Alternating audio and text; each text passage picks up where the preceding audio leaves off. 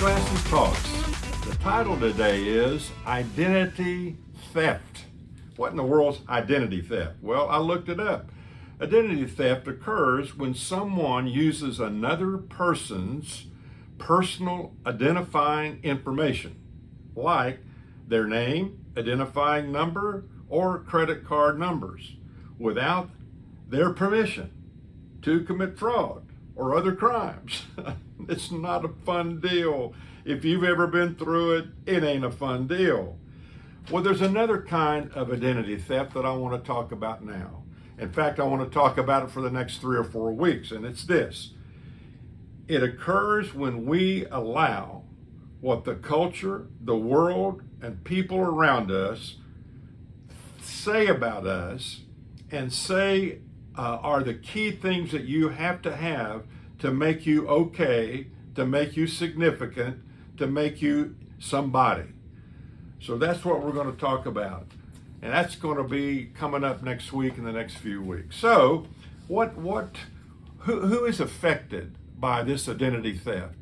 Our real identity, the kind of person we are, where our value and our worth comes from. Well, I believe whether you're 9, 19, or 90, you struggle with this to one degree or another. It's often said by those who study this that a child's self-esteem and identity is put in place by the time they're around 5 years old. So how they're brought up and what they experience, the world which they live in, especially in their home, those first 4 or 5 years shape that. Now, if it's a negative shaping, it doesn't mean that it can't change, but often it doesn't, and the change does come, it's often very, very difficult. And so, what does the world say? What does society say that we have to have in order to be worth something? Well, they say several things. Number one, if you're a student, let's say you're in high school, middle school, or whatever, even up through college, they say 3 things. You got to have brains, you got to have beauty, and you got to have things.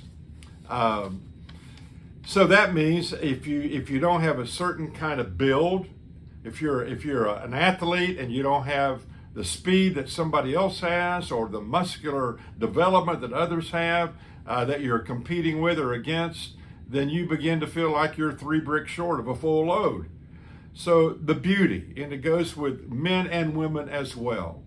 Often we're always comparing ourselves with each other in terms, especially how we look.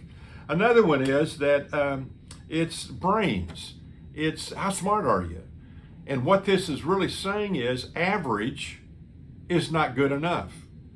And so I was average when I was coming along in school. And whatever grades I got, I had to work very hard. And anyway, and then that third thing, they say you have to have stuff or things. So it's the kind of car you drive. It's the kind of places you go for vacation. It's the kind of home you live in. And I grew up, again, in very poor conditions and didn't want to have my friends come over to the house. I was embarrassed. And that can leave a mark on your life and how you operate and how you think. So I think another one is guilt and shame. We were never created by God as a human being to carry guilt and shame. Guilt and shame will eat your lunch. And so the scripture says in a little book on the Psalms, chapter 31, it says, "O Lord," this is David, the king of Israel, "have mercy on me in my anguish. My eyes are red from weeping. My health is broken from sorrow. I am pining away with grief. My years are shortened, drained away because of sadness. My sins have sapped my strength. I stoop with sorrow and with shame." So we were never built by God to carry guilt and shame. And we have to learn how to deal with that, and there is a way to deal with that, and we're going to talk about that in another session. So, what are the effects? What are some of the effects of not understanding our true value and our worth? Having our identity stolen. Let me just give you a few. Drinking to excess, overeating, anorexia, sexual exploits, risky behavior, suicides, which I think at the bottom of that is self-hate, control freak, verbal or physical fighting, withdrawing, changing your gender, etc., etc., etc. I really believe, and I've been saying it recently, when you look at all the things going on around our country today that are hurtful, destructive, alarming, etc., so much of it, I'd say 99% of it, is driven by individuals that do not like themselves. Therefore, they are angry, they are destructive, and they don't know any way out other than to hurt somebody else and say ugly things about somebody else. I often wonder if these people that are stealing and hurting and so angry, if a video were taken of them and they were sitting in their home watching that, would they be pleased with that and themselves? Is that really the kind of person you want to be? Well, let me tell you, dear friend, there is a way out. So here are a couple of things to remember as we close today. It is impossible to love someone else if you don't love yourself. Number 2, you will never think more highly of others than you think of yourself.